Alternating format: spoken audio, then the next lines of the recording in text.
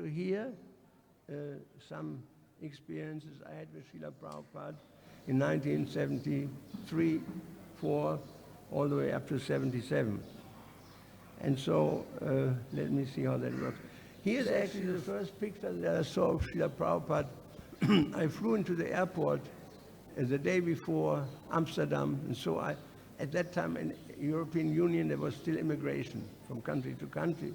So I went through immigration, and next day when we came to the airport, when we were going to the airport, I knew where Prabhupada would come out of the immigration. And so,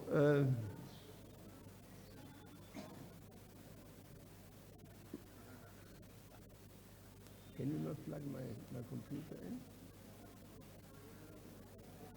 Okay. So where are we?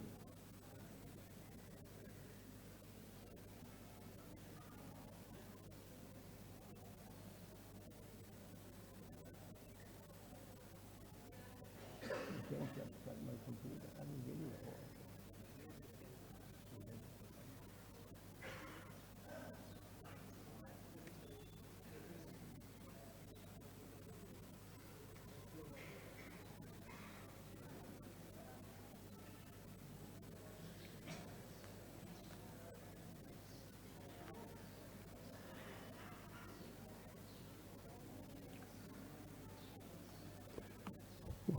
One second. Hare Krishna, Krishna Krishna, Hare Hare, Ram Ram, Hare. Hare Krishna, Krishna Krishna, Hare Hare, Ram Ram, Hare. Are we getting a picture?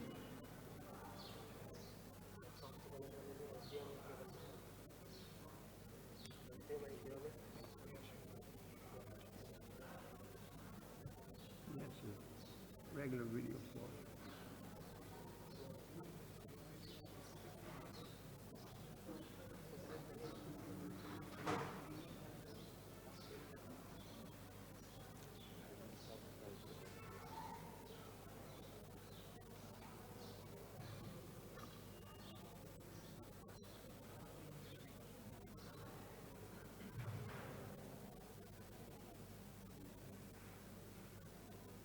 How do we use the plug in here? Huh?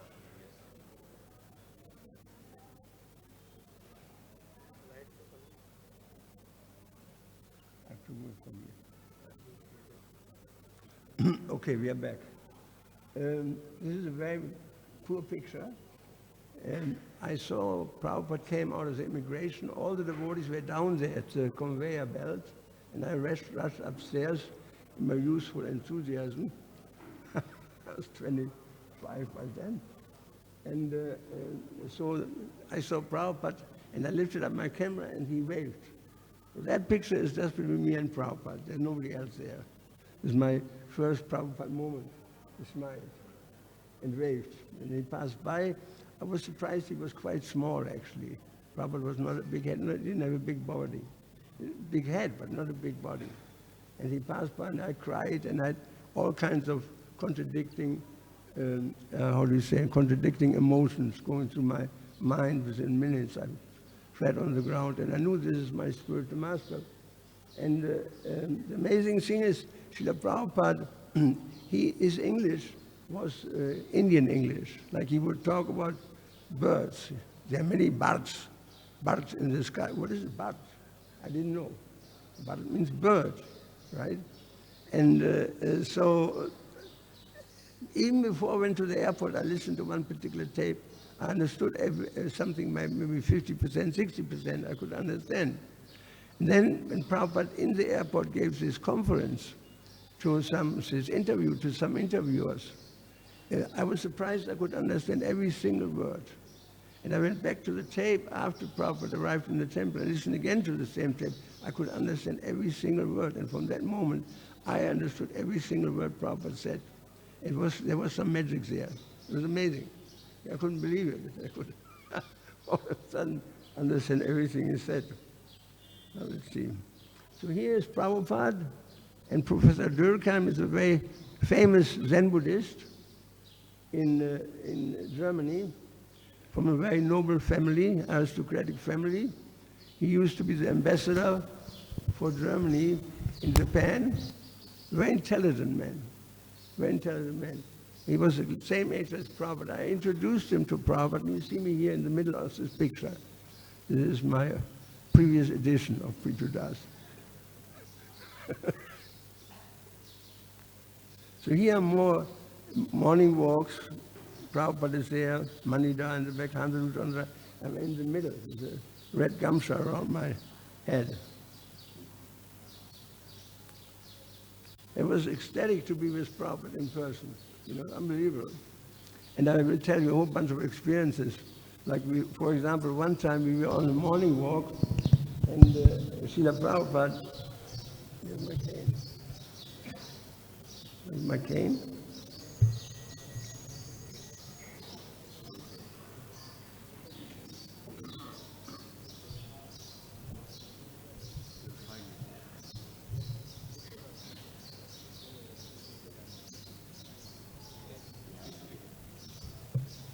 All right. So I was on a morning walk, and I stepped in Vrindavan, and I stepped on Srila Prabhupada's heel. I stepped on his heel. And he turned around and pushed me like this and said, "Are you now satisfied?" And I said, "Oh, far from being satisfied, I'm so sorry." And I tried to cry, I cried actually. And Prabhupada said, "Don't worry about that, that's okay." He completely brushed it up.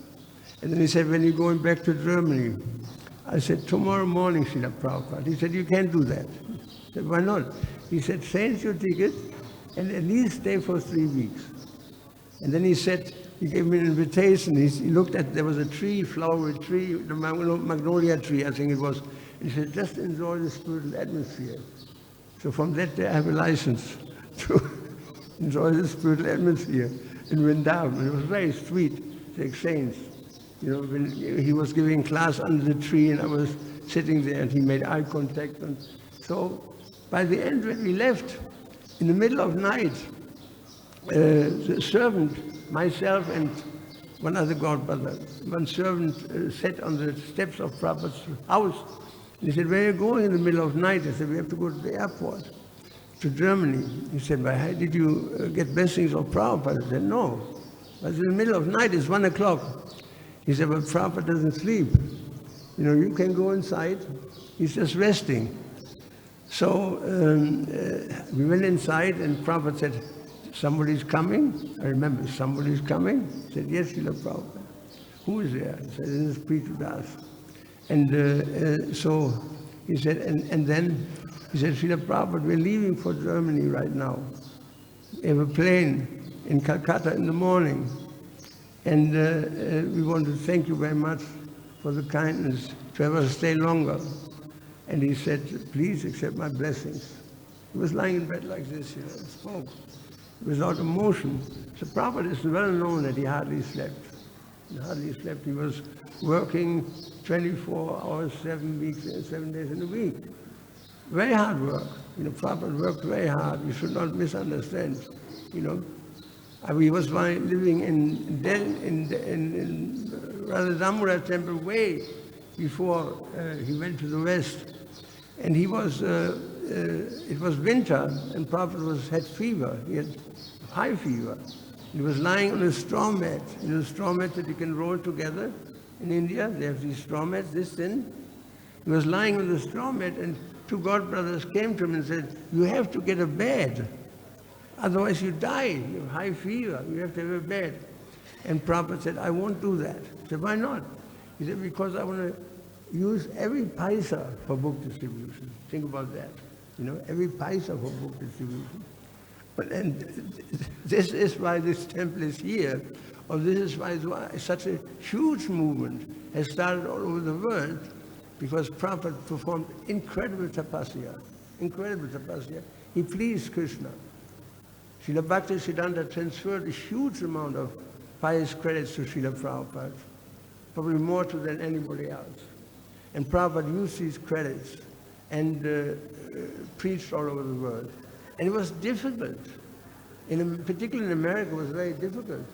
He was staying with one fellow, his name was Michael, I think. He was a hippie. And so Michael didn't like something about Prabhupada, and so he took a bread knife and ran after Prabhupada with a bread knife. And Prabhupada ran down the staircase all the way to the bottom. And Krishna saved him. So he went through so many difficulties. I remember I was sitting in San Francisco in Golden Gate Park, opposite the so-called Hippie Hill, where Prabhupada started to begin the Hare Krishna movement in America. And a black man came, a colored man, and he was old. He was pushing a cart, a shopping cart, and all his belongings was in there. And I understood he was homeless. He was homeless. And so he stopped his cart and looked at me for a long time. And then he said, this chap who pulled this off, this Hare Krishna, said, this chap, he's a cool cat. This is a high praise in the American community. He's a cool cat. And then he said, I was living in a house in the Bowery, and he was living in the same house. He said, that house was a complete mess. It was almost destroyed, and he lived there. He said, and then he became very thoughtful for a moment. He said, but Jesus also, he was born in a barn. Prabhupada, this man made the connection. He saw Prabhupada in the same league, which is true. And so then he walked away. This was a very beautiful moment to hear somebody from the outside giving such wonderful testimony about Prabhupada, because he touched him. And this man touched me, because a cool cat is a very high praise. It's the highest you get in American, Native American culture. So let's go further. Here there are some more pictures. Here I'm in the back. Yep. And this is Professor Durkheim. He was a famous Zen Buddhist, super intelligent man. I had a riddle. You know what a riddle is? Riddle. What walks on 4 feet, then on 2 feet, then on 3 feet? What is it? Human being. First in the beginning on 4 feet, then on 2 feet, and then on 3 feet, you know? That's my third foot. So that's a riddle. And I had a very complicated riddle that nobody could solve. You know, I asked so many of my godbrothers, nobody could solve it, because it was complicated. He said, let me think about it. While we were driving, I picked him up at the railway station. So he said, after 2 minutes, I got it. And he gave me the riddle. It was amazing. So he was super sharp. He was 72 years old. Prabhupada was 72 years old. The man was sharp. You know, he was really on the ball, you know. And very high family. They have a castle. Even in the front of our temple, the street was called Graf Durkheim. Graf means count or baron, Lord Durkheim. Street. Very highly decorated by the German government. And he introduced Zen Buddhism. He stayed in a Zen Buddhist. When Hitler came to power, he ran away. He was running the embassy, but he ran away. He didn't want nothing to do with it. And so he took shelter. He was hiding because Hirohito, the emperor of Japan, they were together, Hitler, Mussolini, and Hirohito. So he was afraid they would catch him, you know. And so he was hiding in the monastery, Zen Buddhist, and he learned Zen Buddhist meditation there for 10 years or something. And he came back to Europe. Any type of Zen Buddhism is based on Durkheim in the Western world. He's the Acharya. So he's a big man in that movement. And so Prabhupada met him, and immediately they had a great friendship. They understood, Prabhupada understood, this is a serious man. He's not a joke. He's hardcore, a hardcore spiritualist. So Prabhupada had the habit to ask always, every single time, if you talk to somebody, what's your philosophy? To know who is he talking to. Because otherwise a young devotee may preach, you know, to somebody for half an hour, and then you ask, the devotee asks the man he preaches to, did you understand? And he said, English, nay. You know? So you have to understand, Prabhupada always asks this question. And so Durkheim gave his philosophy. It was straight Buddhist, even Zen Buddhist philosophy. It was nice because I came through Buddhism ultimately to Krishna consciousness. It was impeccable. And then Prabhupada said, now you believe in the reincarnation, and like we Hindus do. Now what is traveling from body to body? When you go into another body, what is traveling? And his answer was the mind. And Prabhupada said, that is also true. Yam yam vapi smaran bhavam chedrati and the kalevaram. Where was the mind at the time of death they go. And Prabhupada said, what else goes? Because that's it, the mind. We are the mind. And Prabhupada said, that is not so. There's mind, there's intelligence, and there's ankara, the false ego. So all these go at the time of death into the next body. You know, and so all the conceptions of the spiritual life, of one's life, from one's last life, travel with him in some way or another. So Prabhupada said it's like a three-wheeler. You know, three-wheeler has three legs, but who is the actual the driver of that rickshaw? Who's that? He didn't know. The Prabhupada, that's Krishna. And who's the passenger of that rickshaw? You. The soul. The soul is a passenger. And so he explained wonderfully. And he asked, I said always to this man at least 4 times, you know you're not the body. You know now that you're a spirit soul. You're part of God, and your duty is to serve God. And he repeated that. And the man told him some quite sensitive experiences he had before he came to Zen Buddhism. Prabhupada understood all this. And so when Prabhupada was finished preaching to him, the man stood up. We're all kids like yourself, you know, young age, 25, 30, maybe 18, 19. And he got up and paid Dandavat in front of Prabhupada. That was big. It was a really big thing to do in front of everybody. Paid Dandavat, and he grabbed Prabhupada's foot. And he said, Srila Prabhupada, please accept me as your younger brother. He couldn't say disciple because he has many disciples watching him, as my younger brother. And so during his stay, they stayed together, and they had a wonderful time. Every morning they would talk on the morning walk to each other. You see here, there's Durkheim in the middle. The man in a black suit, striped pants, impeccably dressed, impeccably, very clean. And Prabhupada walked very aristocratically, and so did Durkheim. You can see this is a strong guy, a strong man. And they had wonderful conversations. And when I finally brought Durkheim, after Prabhupada's visit, to the Frankfurt railway station, he said to me, just before the train left, he said, Pirthu, Prabhu. He said, I met many Mahants in India, many sadhus, many swamis, many, whatever there is in India, I met. Every Baba, basically speaking. I've never met a person like Prabhupada. He said, this is a great day for me, because this man is on the other side, which means he's transcendental.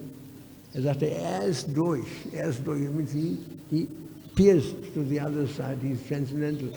What a high praise this man, after 2 days or 3 days of association with Prabhupada had. And you see Durkheim there, and you see me in the background there.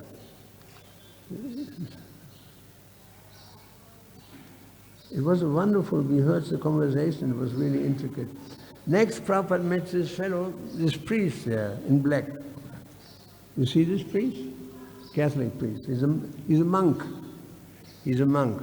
Father Emanuel Jungklausen. And I'm right beside it in white cloth. You see me? Right beside, on the right side of this monk. I had to translate this discussion. And so, Prabhupada, this man, if you look carefully, I couldn't do it here. Normally I like to do this on my computer because, it works. It does work. You may not be able to see that, but he's holding beads in his hand, this priest, you know. He's holding beads, and Prabhupada said, what are you chanting on these beads? And he said, the name of Jesus. And Prabhupada said, that's very nice. He said, Jesus Christ and Krishna, Christ, Krishna, there is some connection there. And he encouraged him. He said, you should do that. How long will you do this a day? He said, I try to stand all day. Prabhupada said, that's excellent. It's wonderful. Keep on doing it. And then he asked, are you vegetarian? He said, yes, I am. So Prabhupada said, perfect. So he didn't, how do you say, he didn't try to introduce this man to something else. And they talked, you can see on this morning walk, they talked to each other, and he was deeply impressed by Prabhupada. And here is the same man when he was something like 90 almost. And you see me on the other side, because we became friends. There was some brotherhood there, some spiritual brotherhood, because he was a hardcore practitioner. He was not a small guy. He became later the head of the monastery, which is a huge position. And when I left him, he said one thing, Pirthu. He said, I thought about the Hare Krishna movement a lot over the last 40 years. There was one thing I can tell you. I found there's a lot of piety in the Hare Krishna movement, a lot of piety, and therefore it will flourish. It's impossible to dismantle it. It will flourish. Because he was so flourished, you understand? Everyone, because he was so impressed by the quality of Srila Prabhupada and the devotees also. So it was a wonderful man. Unfortunately, he left right after that. He went to the spiritual world. Here you see, I don't know whether he went to the spiritual world, I cannot say that, but he went. This is Prabhupada on morning walks in the Frankfurt area. It's in the middle of Germany. And there are so many different pictures here with Prabhupada. And Prabhupada told a joke. There was he liked Gopal Ban. Gopal Ban is the joker of the king of Bengal in the Middle Ages. And he was very funny. The Gopal sits there, you know, I'm now Gopal for a moment. I'm Gopal, you're the king. And the king said to Gopal, what is the difference between you and a fool? And the king got up, 3 foot, Your Majesty. 3 foot, Your Majesty. He was very funny. The elephant died, the famous elephant of the favorite elephant of the king died. And nobody dared to bring him the message, because sometimes the messenger is killed in the race of the recipient.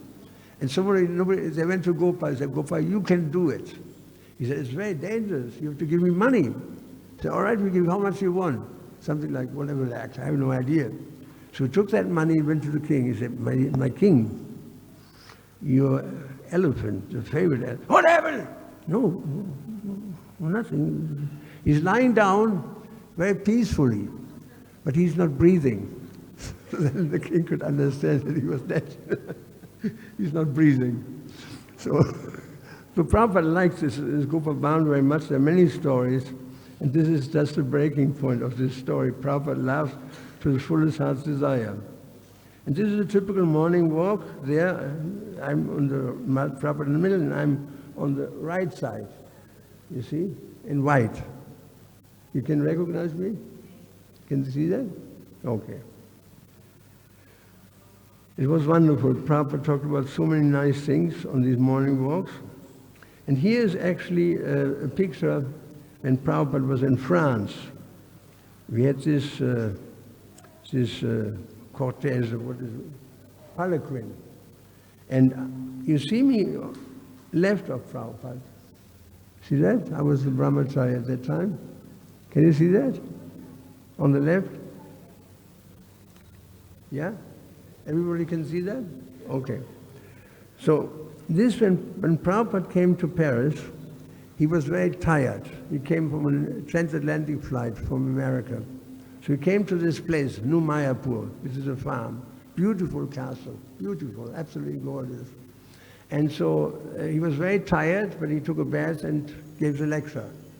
Normally you would not be able to do that, but he was able to do it. He gave lecture. And so the Vyasa-san was really big, you know, she was something like 2 meters. And so Prabhupada started to lean on the pillow. There was a pillow while he was lecturing. And then he took his legs and stretched out on the Vyasasana and kept preaching. Then he put his head on the pillow, and then he fell asleep. Right in front of everybody. So they were, Prabhupada's sleeping, Prabhupada's sleeping. Don't. So then after 5 minutes, so Krishna says in Bhagavad-gita, he stood up and he continued. Then he had stopped. It was very nice. And after that class, somebody said, Srila Prabhupada, in Los Angeles you said this and that. And Prabhupada, did I say that? He said, yes, Srila Prabhupada. Who says? Such and such. And Prabhupada shook his head. He said, there are many, it was nice to hear this from his own mouth, there are many Srila Prabhupada said this and Srila Prabhupada said that, but Prabhupada never said that. He was very happy to hear that for himself. Coming the word Prabhupada coming out of his mouth.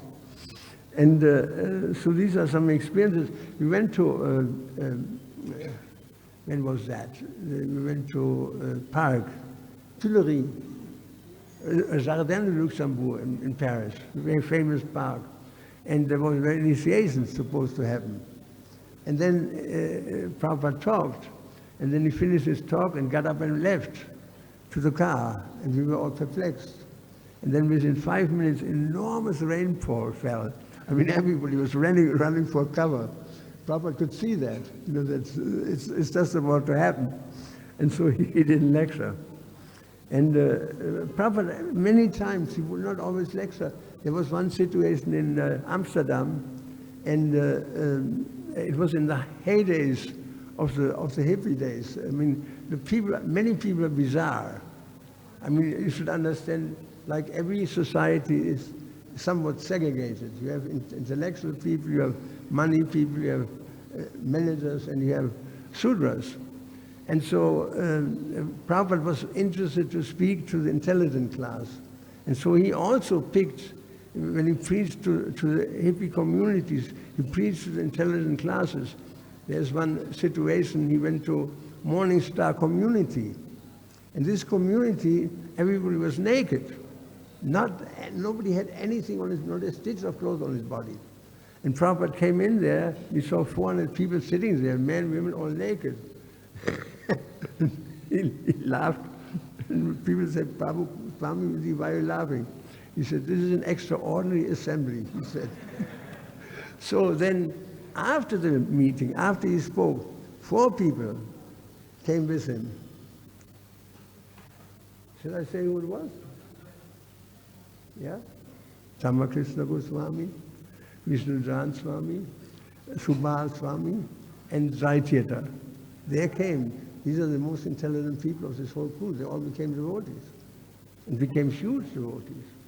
Because Prabhupada didn't talk to the section of the hippie community that were drinking and just living a very sensual life. I was I came from that crowd as well after university study. And we were reading the Tibetan Book of Death, we were studying Buddhist scripture, we were into higher, trying to find a higher sense of life.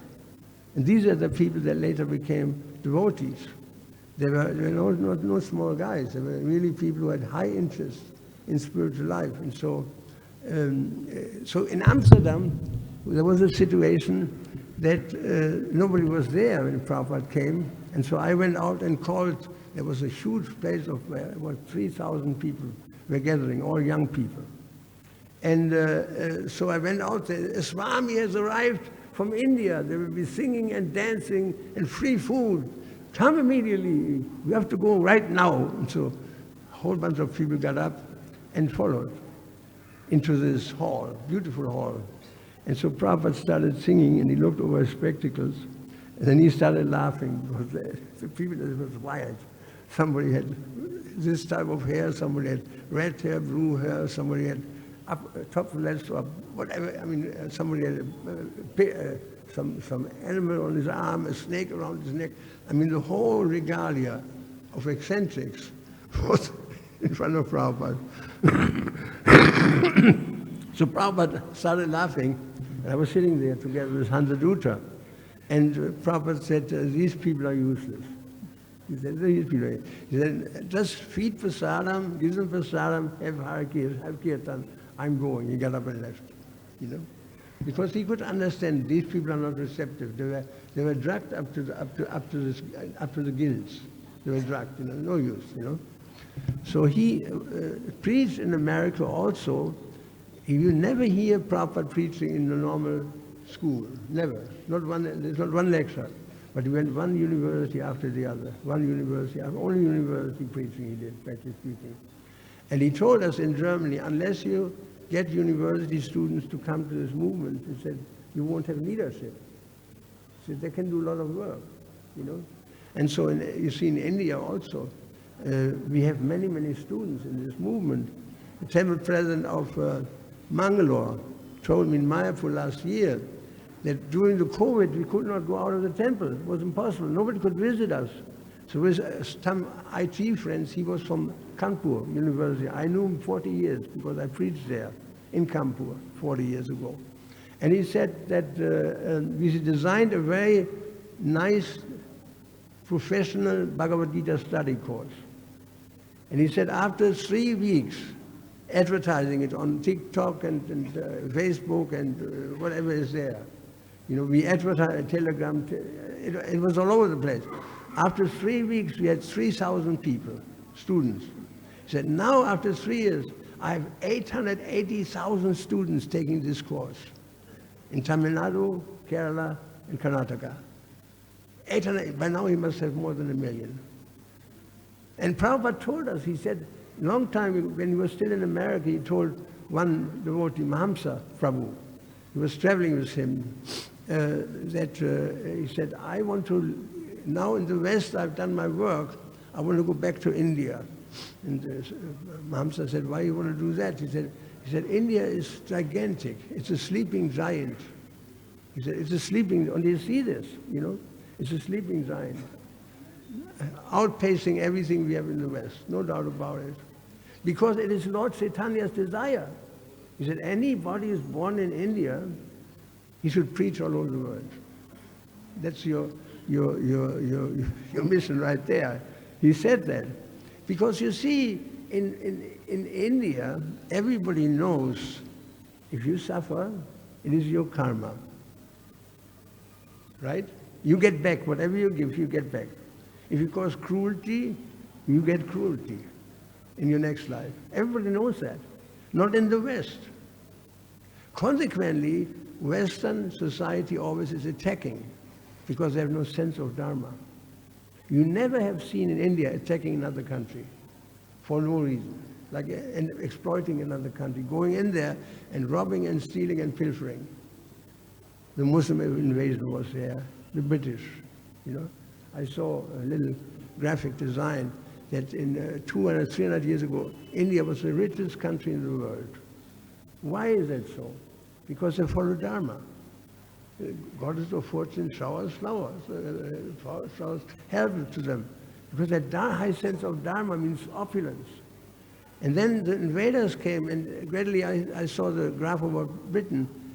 They were here, something like 1%, and India was, and as the time went on, it went, all the money ended up in London. And India was exploited. And that's the same thing in all over the world. South America, who exploited America? South America, the Spanish and the Portuguese. What about North America? The British and the French. You know, all over the pickpocketing has been, what to speak of Australia, what to speak, I mean, Kenya, Africa, and unlimited exploitation. Because the mentality is yavana. You know, when Lord Ram, when Krishna was being attacked by Jarasandha, right? 17 times initially. And then Krishna, a demon appeared, what was his name? Kalameni. He came and he was a Yavana. And so Krishna didn't want to fight with him. He didn't want to make his fingers dirty. So he fled the battlefield into the cave of Mutrikunda, covered Mutrikunda with his shutter, and then the guy came in and He woke up, he kicked up Muchikunda and he was burned. Because Krishna didn't want to fight with non-Indian stock people. Very simple. So everybody from childhood has a clear understanding, somewhat or other, that every cruel deed will follow you for years. And therefore don't commit cruel deeds because it comes back, you will be in exactly the situation. Whatever you give out, you get back. There's a deep sense of it, and therefore this country has a great future because you have principles here and understanding, knowledge. In Western countries, there's no understanding of soul. They don't understand what is soul. They don't. If you don't understand what is soul, then how can you understand why the innocent suffer? Why the innocent? My brother died with cancer with 7 years. Asked exactly this question to the priest. Where is God in the suffering of my brother? What has he done? Where's God in all that? He said, I don't know. I don't know. I said, but it says in the Bible, as you sow, you reap. What has he sown? Was just a child. He said, I don't know. I said, Father, there's no God. Everything is just random. Somebody suffers, somebody is not suffering, somebody is rich, somebody poor, somebody beautiful, somebody ugly, somebody intelligent, somebody dumb. That's the only conclusion if you don't understand previous life is affecting you in this life. If that piece is missing, if you don't understand who we are, a soul. And soul means never was a time that I did not exist, nor you, nor all these beings. Never. We always have been. Then you can understand very clearly. And that's why Sanatana Goswami asked the same question to Lord Chaitanya. The first question went, who am I? First question. It has to be solved first. Once that's clear, that we are an eternal soul, and the implication is that naturally, life after life, you carry your karma with you. Then the next question was, why I'm suffering. So if there's no defined concept of soul, you cannot explain, no matter how big scholar you are, because you're on the mental platform. You don't have knowledge. You don't have knowledge. There was where was this? Okay, he talked to another person. Oops, what happened here? How do we get back? Anybody can help me? So we talked to the third person.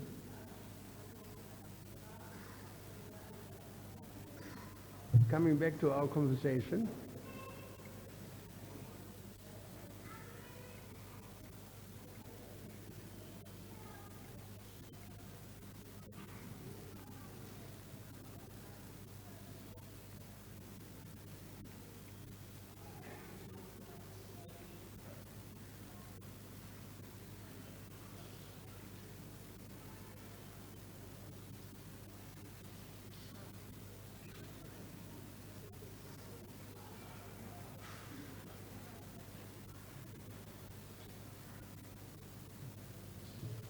As the conversation carried on, after Durkheim, we had the priest, and then we came here,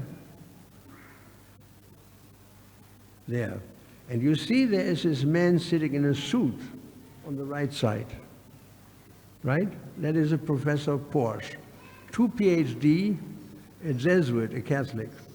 And so Prabhupada asked him, what did he ask? What is your philosophy? First question. And he said, frankly, well, we believe that Jesus is the only way, nobody comes to the Father but through me, and unless you believe in Jesus, good luck. And you go down the drain, basically speaking. And Prabhupada, he didn't say anything, so the man asked, Swamiji, what is your opinion on that? And Prabhupada didn't say anything for a minute. It was dead silence. We were all wondering what's happening now. And Prabhupada, with a rumbling voice, he said, 2,000 years have passed. Pause. And still you don't understand Jesus. The professor said, how is that possible? I mean, I studied Christian philosophy. Prabhupada, because if you understand Jesus, you can understand Krishna. If you understand Krishna, you understand Jesus. If you love Jesus, you must love Krishna, because Krishna is God, and Jesus said, love your Lord. Right? And if you love Krishna, automatically you love Jesus because they're pure devotee. And if you tell me, this is now the cutting point, if you tell me you want to love only Jesus and not Krishna, that means you have no knowledge. That's what it is. No knowledge of the soul, for example. No knowledge of the connection. Everybody understands after being Krishna conscious long enough, particularly if you deal with Christians, Jesus is not Vishnu Tattva, he's Jiva Tattva. Krishna is Vishnu Tattva, right? So he's a Jiva Tattva, highly elevated. Prabhupada said he came from the spiritual world. So highly elevated personality. And so that's the thing, there's a lack of knowledge, of spiritual knowledge is missing. And that's where you come in, because you can, if you understand the philosophy, there are many Christians also in this country. If you meet them in the canteen, you ask them, let me ask you the question, why do the innocent suffer? Why is that? Where's God in all that? You challenge like that. You have to challenge. In a nice way, in a way that's, how do you say, acceptable. Sometimes devotees are fanatic. There was one English devotee. He was invited by a priest to a group of students in the university. So he went there and he spoke Krishna conscious philosophy. Priest said, very nice. He said, but we don't agree, of course. He said, why not? He said, because Jesus died for our sins. And there's no other way but to God, but to Jesus. So then this devotee was a young devotee. He said, are you eating meat? And the priest said, yes. The devotee said, that means you're a pig. Not exactly sensitive. Within seconds, the room was empty. The priest ran out, he was upset, and all the people followed him. This is not good preaching. It's just brutal. Prabhupada was not like that.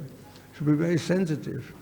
And trying to bring people to Krishna consciousness simply by our logic. They can't explain why the innocent suffer. There was a tsunami in Japan 5 years ago, and there was a teleconference in Rome, some sort of a Zoom extended all over the world, and people could call in. One girl, she was 7 years old. I have it on, actually I have that track. If I would have used my computer, I could show you the track. She asked, Holy Father, all my friends are dead. Why is God allowing that? And his answer was, I have the same questions, and we don't have an answer. And he's a top man. You know, we don't have an answer. 2 times PhD, he was in charge for dogma in the Catholic Church. He doesn't have an answer. And there is no answer.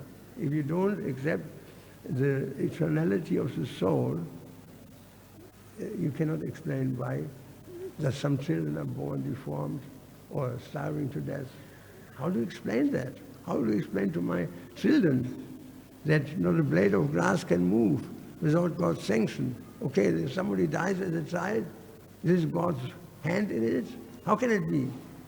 Consequently, people say there is no God because of lack of knowledge, right? So therefore, you can preach to all kinds of people. You should ask, who do I have in front of me and how do I introduce Krishna consciousness? And you can make many devotees. So that was the story of this priest. Morning walks, we had all this. And so Prabhupada, we used to travel with him. For example, in Sweden, there was a wonderful moment that Srila Prabhupada, he was preaching to in a university which was very leftist, Naxalites, Stalinists, Leninists, Marxists, Maoists, what else is there? Ho Chi Minh is everything left. And an anarchist, of course. And all these people, they don't agree with each other, but in one sense, in one thing they all agree. It's a classless society. You ask any Leninist, Marxist, Naxalite, classless society. So Prabhupada sits down and sings Radha Madhava, and he looks over a spectacle, and I sat right there where this boy sits. Hey, I said, right there, my seat. I could see everything.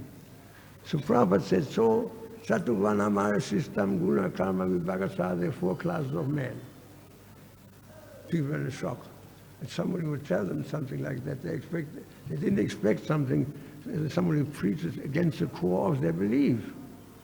Namely, there are classes, Prabhupada says, 1st class men, 2nd class men, 3rd class men, 4th class men, Brahman, Kshatriya, Vaishya, it went on and on and on. So people were becoming angry. So finally, one student stood up and said, Swami, of course you think you're 1st class. You're sitting on a high throne, everybody goes down in front of you, covered with flower. You tell me, are you 1st class?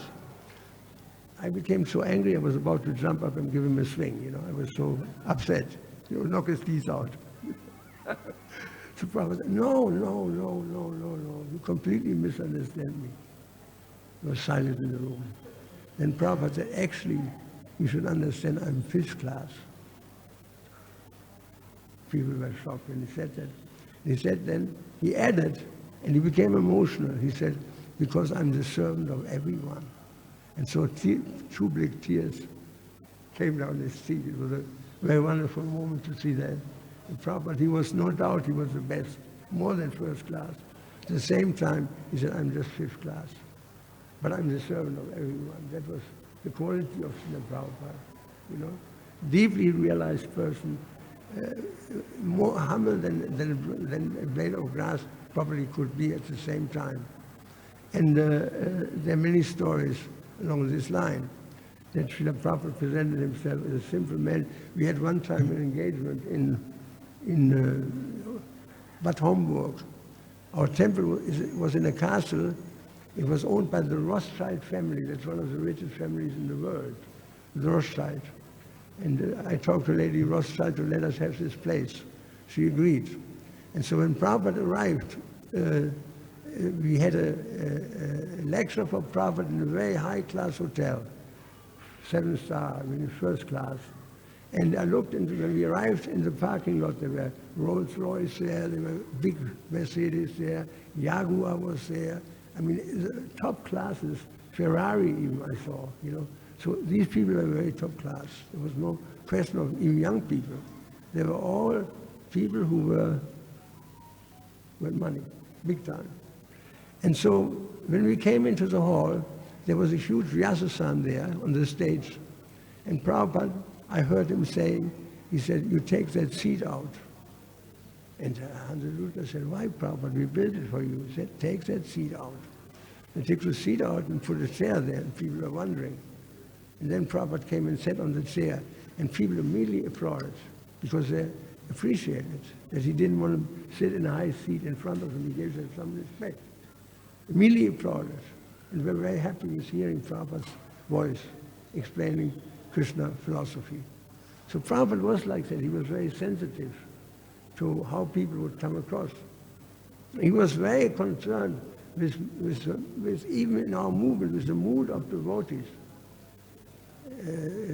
Yesterday I went to Chopati and there was this wonderful flower festival. It was amazing, beautiful performance. I've never seen that before. And so the idea is, and Maharaj said this also, that we have to develop nice relationship between us. And there's an example to it. When Prabhupada was in Germany, I was running this festival. I had a board with all the names, 250 people on it, all on little magnetic strips. So I could move people around from one place to another. Here's a daily department, here's a kitchen, here's a Sankirtan, book distribution, Harinam, whatever. And everybody was there. So while I was managing to my fullest heart's desire, moving people, of course I would discuss on an individual platform always if it's okay, or if you would like to do that. So all of a sudden I felt somebody behind me, Srila Prabhupada. He looked over my shoulder. And I paid my obeisances. And he said, what is that? I said, Srila Prabhupada, all the devotees of the temple are here. And I can see them all. He said, and then? He said, well, I can take a devotee from this department to that department. He said, how does it work? I said, it's magnetic. He He said, oh, magnetic, can I try magnetic management? He said, yes, Prabhupada. So he took this devotee from here to there, let's try this one. He moved about 5 people around. And then he looked at me very seriously and he said, and that will fail, 100%. That will fail if there's no love and trust between the devotees.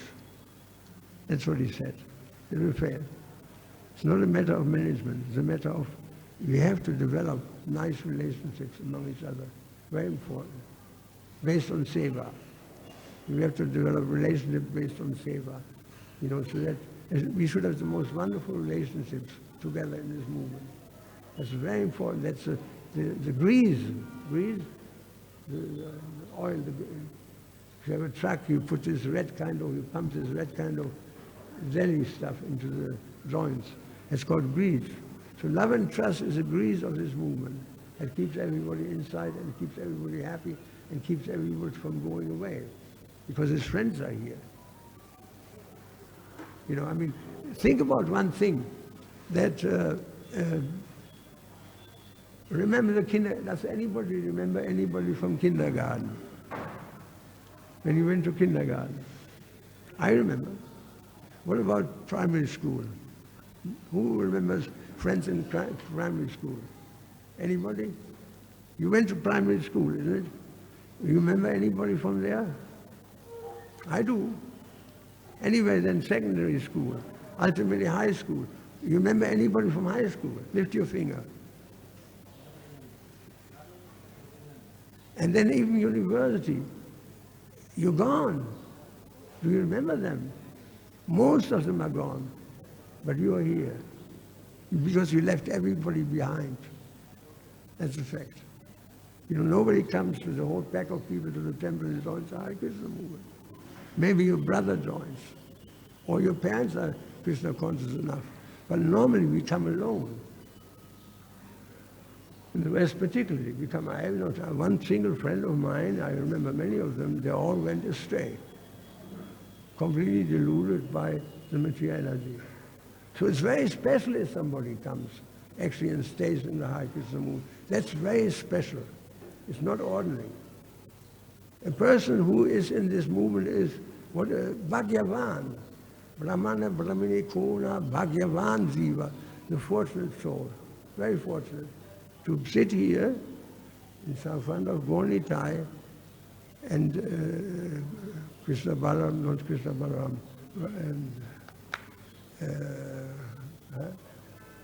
he said it, Hare Krishna. That's what happened when you're 9, we go into the 87, 88. So in any case, so that's very special. And so interestingly enough, having studied Christianity in college, one of the followers of Jesus went to South India, Thomas. And Thomas started the whole movement in South India, way before the Catholic Church came into, the Portuguese came into Goa, way before that, something in the first century. And so he wrote a book. And this book is an interesting book because it talks nothing about the life of Jesus, but what he says, Jesus said this, Jesus said that, just quotes of Jesus, what Jesus said. And one of the sayings is from the number 40 in this Gospel of Thomas. It says, blessed are those who came alone. I could immediately understand, yeah, that's me. And that's so many devotees, they come alone. And then he said, you came from the kingdom of God. I never heard this in church, that we are coming from the kingdom of God. You came from the kingdom of God, and there you will return. So the whole Siddhanta is there, right there. You know, without any kind of theological, dogmatic construct. Whole philosophy is there. We came from the kingdom of God, and there we will return. All we have to do is to chant Hare Krishna, Krishna Krishna.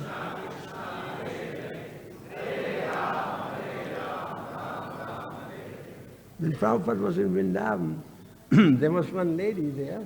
She visited Prabhupada, famous lady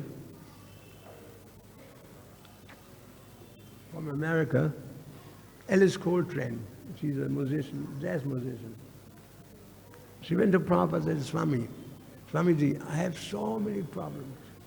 I can talk for hours about my problem. Prabhupada said, that's all right. He said, what shall I do? And Prabhupada, Alice, he said, you just chant. He said, just chant. If you chant, everything will be revealed to you in due course of time. Just chant. Everything will be revealed to you in due course of time. He said, I started this movement, this whole movement, just based on chanting Hare Krishna. And Krishna told me everything. So we don't have to worry. We don't have to worry. We have to worry if we don't chant. But if we chant Hare Krishna and worship Krishna and dance in kirtan, we don't have to worry about a thing. Because everything will come in due course of time. He's maintaining us. Even these temples, they're not built just by collecting money. Krishna helped left and right. When Bhavananda Prabhu was sitting with Prabhupada in a straw hut in Mayapur, Bhavananda Prabhupada explained to him, we want to build this huge skyscraper-sized temple in Mayapur. And Bhavananda Prabhu said, but Prabhupada, we have hardly the money to pay for the kitchen, for the sabji. We hardly have money. And Prabhupada said, money will come. He said, how is money coming? He said, it is very simple. He said, our Madhava, the deities are Radha Madhava. So our Madhava, he's the husband of the goddess of fortune. All you have to do is to please Madhava. The goddess of fortune will shower all the facilities on you. This was Prabhupada's way to do things. He just tried to please Krishna. And he said that. There's a wonderful, what happened to my phone, my iPad, or here? I can read from here. I want to read you, I want to finish my lecture with that. It's a wonderful little statement Srila Prabhupada made some time ago.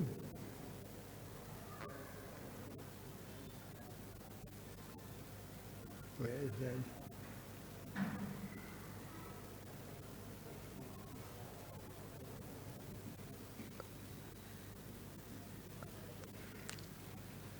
So, Pradyumna asked Srila Prabhupada on a morning walk, what if people don't want to hear our message? What if people don't want to hear our message? And Prabhupada said, the people may not understand Krishna, the message, but Krishna will be pleased. And that is our mission. I mean, this is so clear. Our mission is to please Krishna. Then he said, they thought Jesus' mission was stopped, they killed him, but his mission was attained. He preached 3 years only, but so many followers. How is that? He pleased Krishna. We must not be disappointed that no one is hearing Krishna consciousness. We will say to the moon, we say to the stars and to all directions, we will cry in the wilderness because Krishna is everywhere. Then he said, we want to have a certificate from Krishna that this man has done something for me. Like Prabhupada, he did something for Krishna. He was not sitting with his Nam Bhajan in Vrindavan. He was preaching, he worked very hard. We want to have a certificate from Krishna that this man has done something for me, not popularity. We're not interested in popularity. If a pack of asses say you're very good, what is the use of that? He said, if a pack of asses, because in the material world people are like asses. We have to please Krishna with purified senses. And the same thing he actually said, and I want to read it to you because it makes such a strong point. I noted it down. He talked to a minister of the government of Australia about helping the people to come to a higher understanding. And the man said, well, you have to please the people, you have to understand their mind, and try to understand and satisfy them. And Prabhupada said, what is your opinion? What is the value of opinion when people are like dogs and asses? He says to the minister, right into the face. He said, what is the use of taking opinion of an ass? This vox populi, taking opinion of the public, is degrading the entire human society. If the public is composed of drunkards, smokers, meat eaters, gamblers, and women hunters, then what is the value of their opinion? Why taking opinion of first-class men? What Krishna says, that is the standard. Krishna is the supreme, his version is final, no other opinion is allowed. Bang. I mean, so clear, no other opinion is allowed. What Krishna says is important. Then he says, when I introduced the principle of no illicit sex, I didn't ask for public opinion. I didn't ask for public opinion. Because they're all absorbed completely. I mean, it's such a big issue, particularly in Western countries. Our program is not, it must be done. I didn't ask for opinion, it must be done. Our program is not pleasing the public. We say only what authoritative scriptures say. We must stand to this formula given in scripture. So very clearly, Prabhupada was not swayed by any outside propaganda. It was very clear, he had a clear mission, and he plowed through it whether people like it or not. That's how we have to understand. Prabhupada said no other opinion is allowed. It's not about, I have this idea of Krishna consciousness, somebody has another idea. We have to find out what is Prabhupada's desire. How did he want the movement? Prabhupada is the only factor that guarantees unity. Yes, oneness is only possible, and unity is only possible if there's one opinion, namely the opinion of the acharyas and Bhagavad-gita. Then we can unite. If we don't stand on that opinion, on that platform anymore, there will be so many ideas. Immediately, we open the Pandora's box. And Prabhupada was afraid of that. When he was leaving his body, I was in his room for 3 weeks, flat.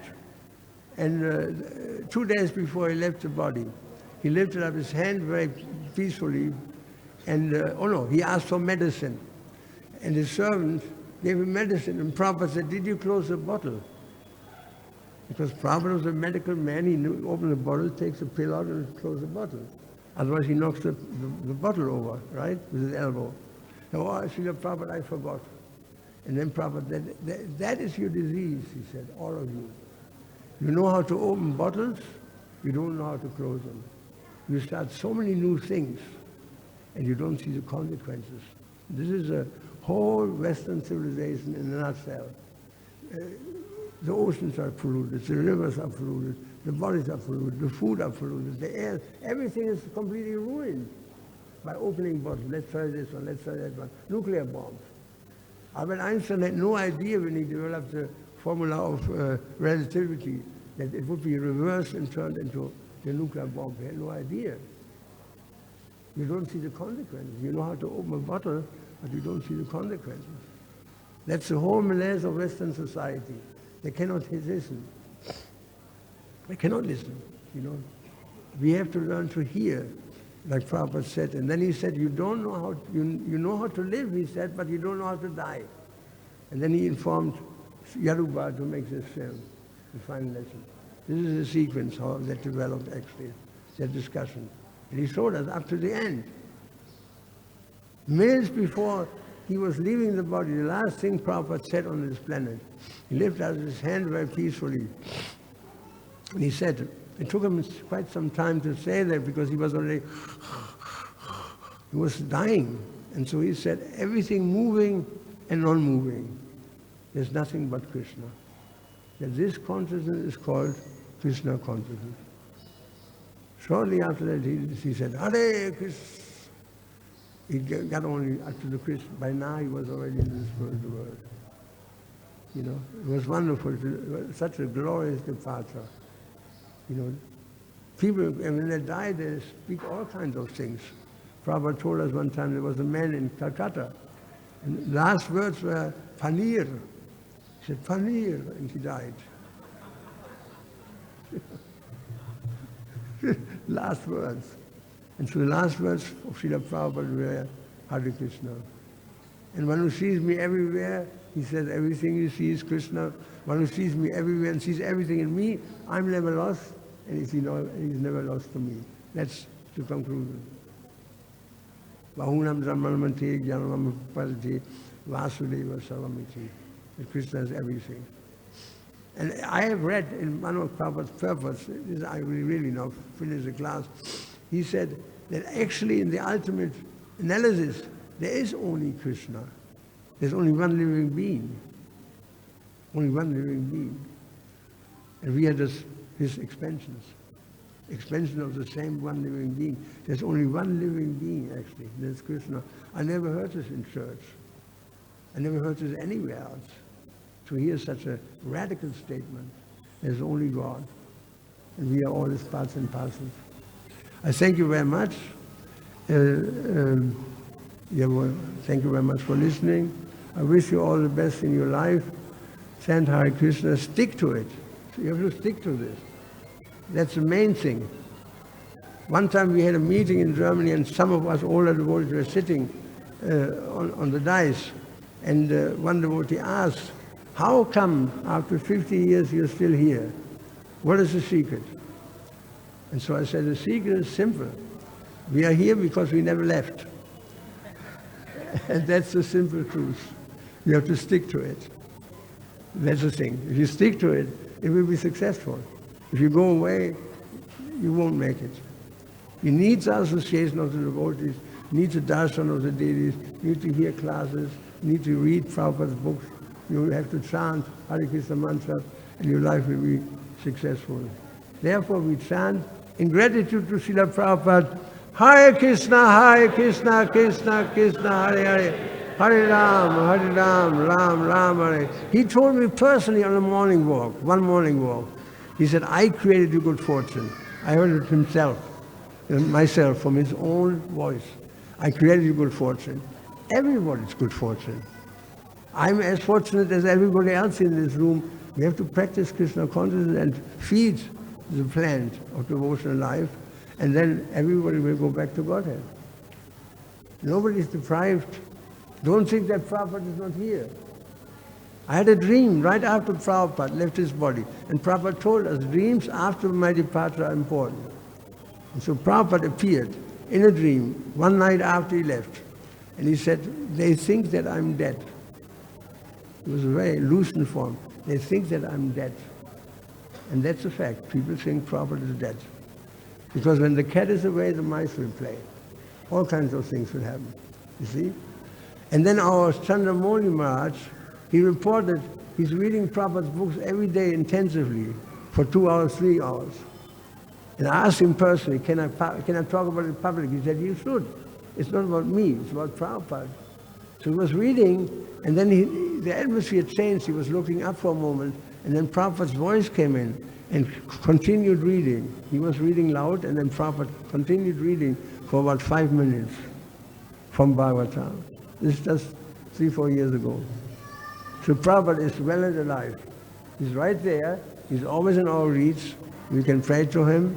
He never really left.